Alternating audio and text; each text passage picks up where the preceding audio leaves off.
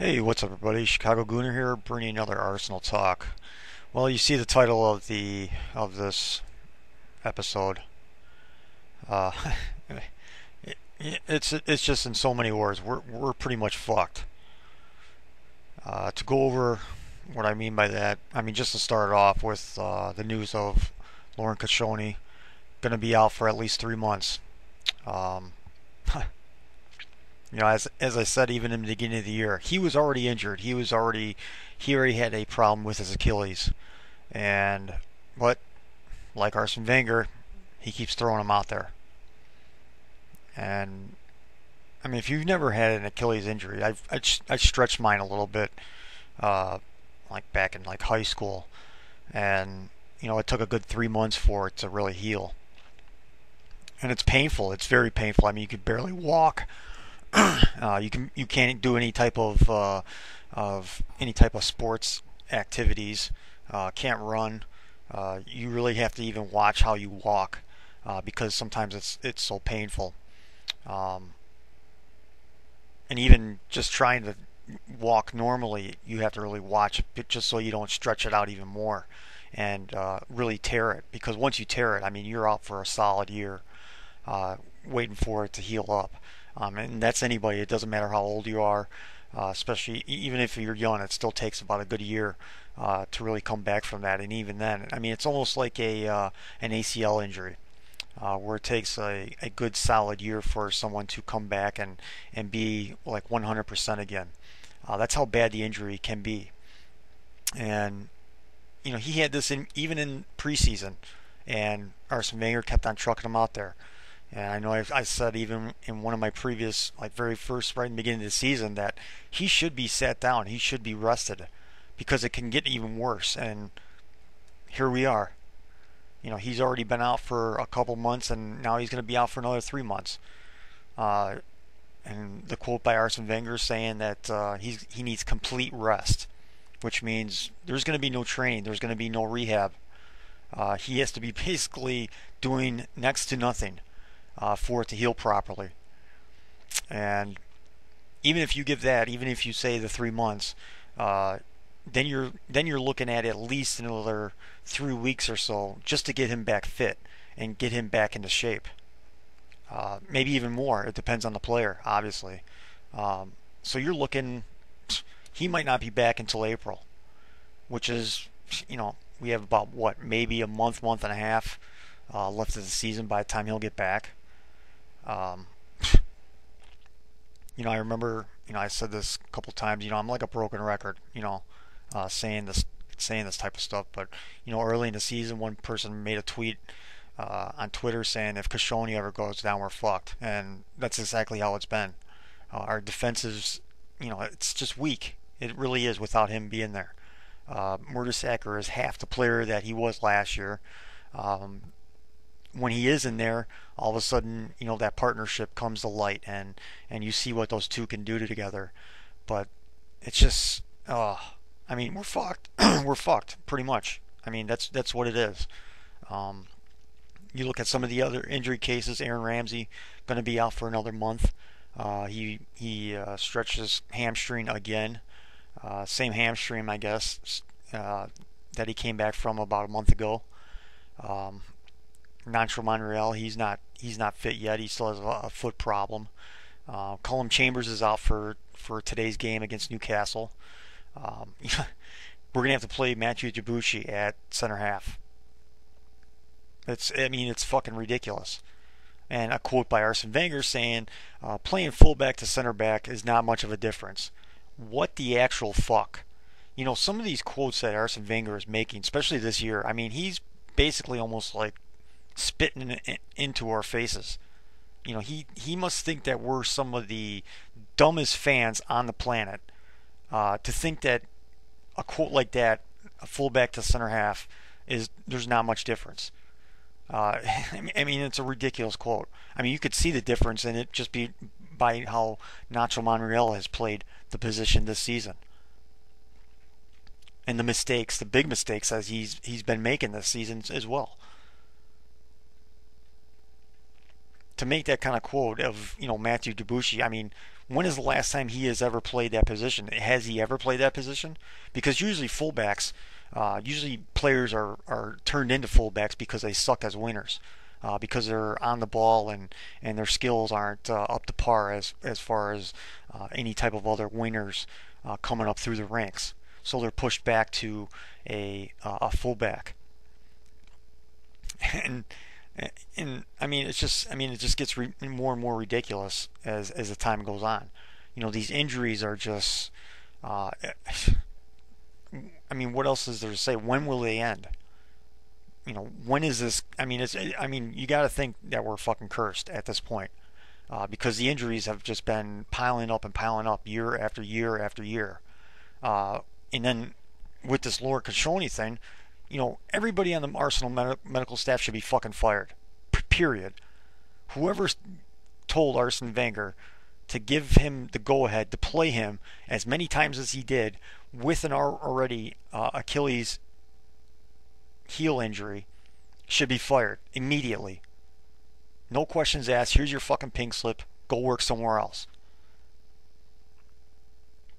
And of course, from the summertime, we still don't know what the investigation unfolded that was supposedly done by Arsene Wenger over the summertime. There was no type of report. There was nothing said about it. All that a quote by Arsene Wenger saying that we're going to investigate the Arsenal medical staff.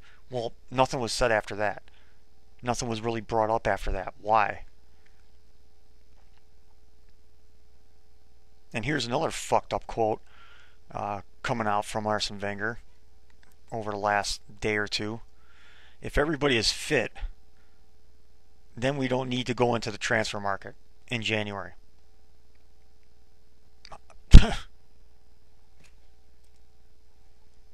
Does he not see what this team is right now? I mean, does he not see of how bad this team is, especially defensively? Well, Koscielny's already out for 3 months. So now we only have 2 center halves, period, on the entire team. 2 center halves. Monreal is out. I mean, that one quote too right there is, how much more pissed off can you possibly be? Again, basically like spitting in our faces when we're screaming for more defensive help, a DM, a center half, possibly even another fullback as well.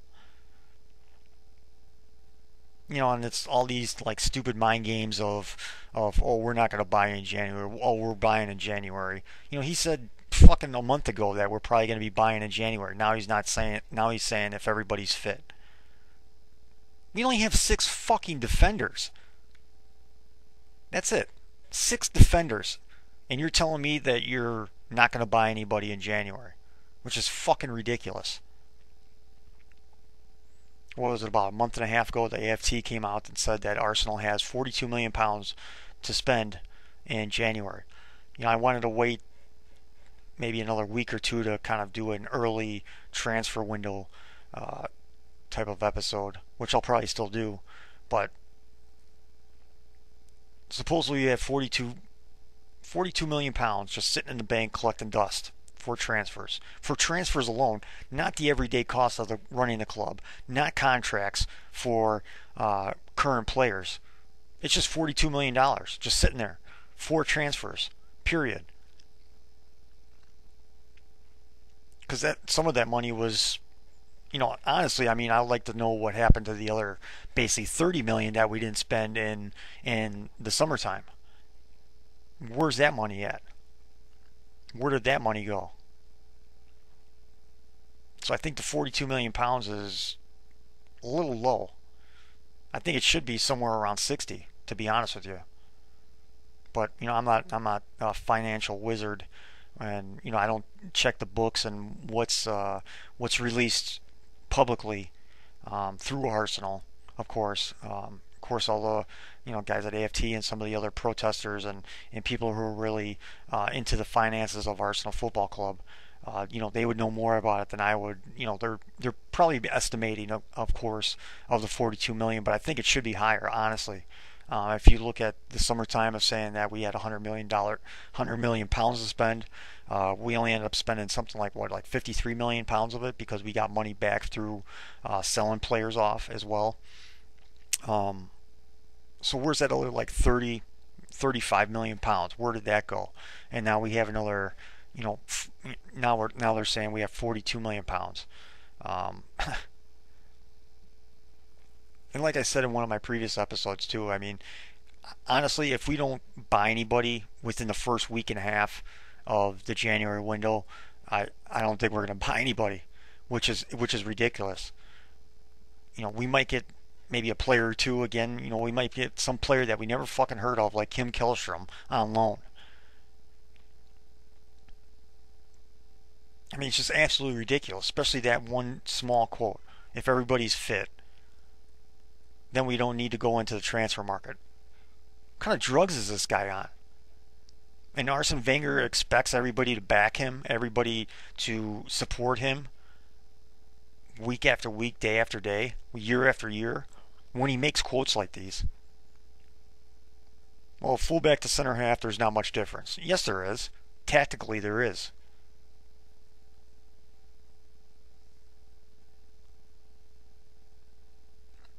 Now, with Koscielny out, Ramsey's out, Jack is out. I mean, it just boggles my mind of what's going to be going on. I mean, we recall the Coughlin from Charlton. Still, honestly, I don't know why they recalled him. To be honest with you, you still have Rosicky sitting on the bench collecting dust. Diaby, who the fuck knows what happened to him? Uh, is he still even around? I know he's going to sign a new contract at some point, which is another ridiculous thing that's going to be happening. Um, yeah, we're short on, like I said too, in the beginning of the summer, back in May, when Cesc Fabregas's name was floating around and that we can get him back, and yep, we didn't buy him. We didn't buy him because of Mesut Ozil. He's been out since the Chelsea game. We didn't buy him because of Aaron Ramsey. He's been out. He's going to be out for like what, a total of 2.5 months now. With this new injury, with the same injury with his hamstring. He was out for his hamstring and I think an ankle for a week or two as well. Jack out for up to 3 months. And that was my biggest concern going into the summer, is in not rebuying Cesc Fabregas back from Barcelona because of our injuries. And again, Arsene Wenger rolling the dice, gambling, and he fucking lost big. He lost big this year, especially with our defenders not having that DM. Going back all the way back to one of my episodes when I said when Mikel Arteta was going to be named club captain, we weren't going to buy a DM in the summertime. And what happened? We didn't buy a fucking DM. And he's been a shit show. Flamini, he's been a shit show this entire season. Yeah, we don't need him. I'm just going to keep on rolling that fucking dice. And Stan Kroenke can continue to count his millions of fucking dollars.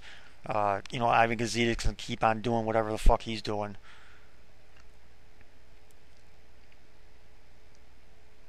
People are screaming for, Wenger out and everything. Honestly, I'd rather see Stan Kroenke out. I'd rather see the fans uprise and get this fucker out. Because him being from the United States, I kind of see some of the stuff that he's been doing, especially with like the St. Louis Rams and stuff like that. All the guy cares about is money. That's it. He wants to move the St. Louis Rams back to L.A. now. Why? Because it's a bigger market. It'll be more money for his franchise. That's all he cares about is money. He doesn't care about he doesn't care about winning trophies. He doesn't care if we're challenging for the league. And it's the same with Arsene Wenger. I think he's just satisfied with what we're doing now. It's also even more so like a you see it in the States here when a professional team wins a championship. The next year they play, they don't look as hungry. They're not playing as hard as they can. You almost see this with Arsene Wenger right now as a manager, where he won the FA Cup last year, and now he's like, I got a couple more years of kind of like leeway because I won a trophy finally. Like I said in my last episode, there's no more excuses. The way Arsene Wenger has treated this season, it's like honestly, is he doing all he can? No. And it showed right in the transfer window. One of my subscribers on this channel, and follow him on Twitter too, Muhammad, he said it perfectly. It comes down to transfers.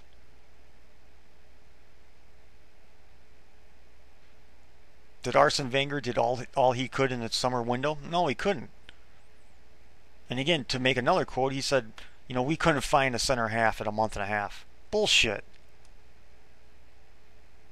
In this day and age, in this sport, money talks. If you evaluate a center half at $8 million, but the club won't sell him for less than $11 million, pay the fucking difference. But, Arsene Wenger, Stan Kroenke, Ivan Gazidis, the tightest asses in the EPL and the world when it comes to fucking money. They love when it comes in. They just don't like when it goes out. And it just keeps on getting worse. Fucking honestly, we'll be fucking lucky if we get top 4 this year. And honestly, if we do, we just better have a parade, because it'll be probably the luckiest season next to the 12 and 13 season that any Arsenal fan will see in our lifetime.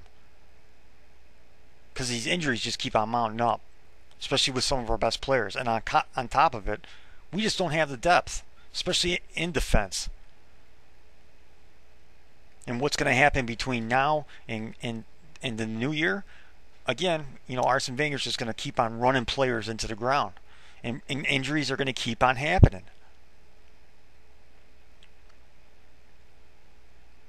And that's what he does with his players. And that's probably the main concern of why we get so many fucking injuries. Because he runs these players into the ground. Yeah, I get it. They're high paid players, but they're still human beings that need rest, regardless.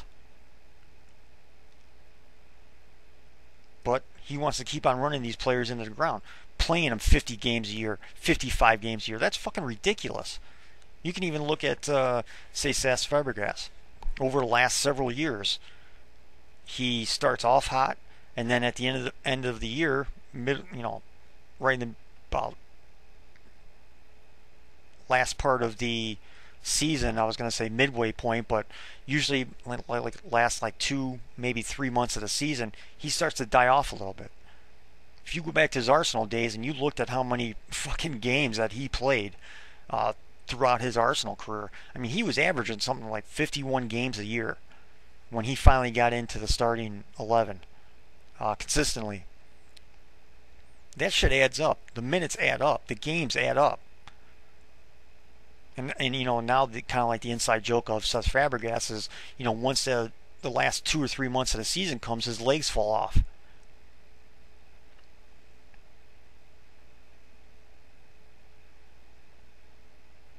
But this is what happens to players. You push them too hard. You play them so many minutes.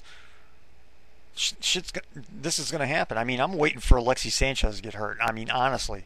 I'm waiting for that ball to drop at some point.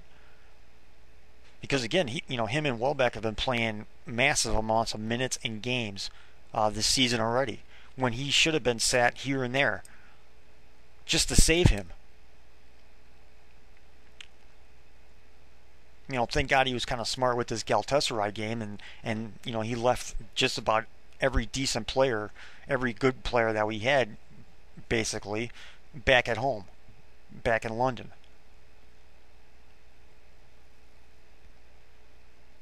So there's a real cause for concern here. This is, it just keeps on getting worse. I don't even, sometimes you just gotta throw your hands up in the air and pray for, it, I could do a quote by Bobby Knight, but I won't do it. But yeah, that'll probably the end of the episode. I'll probably do a Newcastle review afterwards. After the game, it's going to be a shit show. I mean, it's going to be, at least from our backline standpoint. I mean, it's going to be, oh my god. I hope we come out with 3 points, but I just, I just don't know if I see it happening because of that back line. Because Newcastle is playing great over the last several weeks. I mean, they've been basically almost like the hottest team in the EPL over the last few weeks, and their attack is young, fast, experience with Cisse up front. It's going to be a tough game for those guys, especially with Mertesacker and then Debussy, who don't have any type of partnership. Yeah, it's just, talk about Debbie Downer, man. It's almost in like depression mode right now.